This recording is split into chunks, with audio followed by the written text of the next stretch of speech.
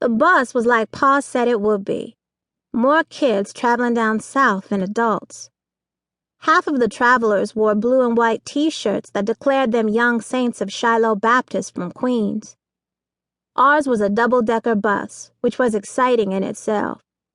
We had never been on a double-decker bus, and we all said, "I want to go up there." The bus driver, a man older than our father, but not as old as Big Ma, stopped us.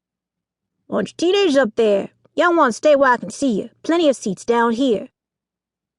I started to tell the driver I was 13 and could watch my sisters, but Vonetta told him, "You can't drive the bus and keep an eye on us." And then I said, "Shut your mouth, Vonetta." And as if Big Ma had been poking me in the back telling me what to say, I added, "Sorry, sir." And we moved down the narrow aisle to join the young saints. My sisters sat together on one side of the aisle, and I sat across from them in the aisle seat, next to a boy about my age. I geared myself up for some conversation, mainly to practice talking to a real teenage boy, but he closed his eyes almost as soon as I slid into the seat next to him. That was fine with me, although some conversation would have been nice. Besides, I would get in all of the practice I wanted in talking to teenage boys when we got to my great-grandmother Ma Charles's house. My cousin Jimmy Trotter would do, and I hoped he felt like talking. I hoped he wasn't sad and quiet like he was when we left Alabama 3 years ago. But I'd understand if he was. The plan to dole out 1 piece of bubble gum, 1 Jolly Rancher sucking candy, and a pixie stick for every state we entered fell apart long before we reached the middle of Virginia, but that was all right. I glanced over at my sisters. Vonetta erased and filled in her crossword puzzle. Fern read Charlotte's Web. I didn't know how much longer they'd remain fuss-free, but I was grateful for their good behavior and plowed onward with Things Fall Apart. I'd been saving my books since Christmas, waiting for a long stretch of time that didn't include bickering sisters, a heap of chores, and homework. When Pa announced our bus trip, I knew I'd have hours and hours on the road with the perfect companion, if my sisters let me read in peace. I felt a surge of pride as I read my first adult book, and a book about Africa written by an African.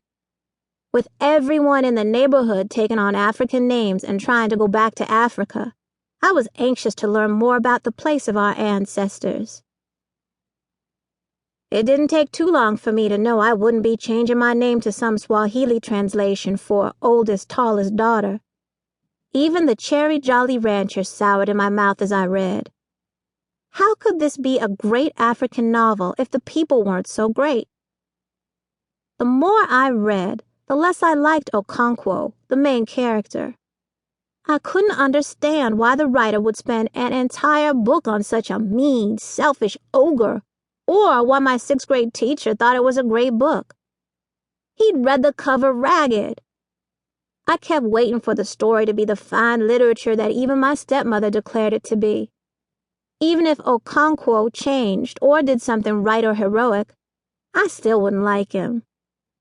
I could have kicked myself for being trapped with mean, murdering Okonkwo when the Soul Brothers and Sister Lou and The Outsiders rattled around unread in the underbelly of our greyhound.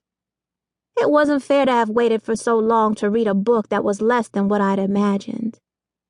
There I was, without the book I'd hoped for, stuck for hours and hours with a story I didn't want to read, next to a boy who wouldn't let me practice boy talking with him.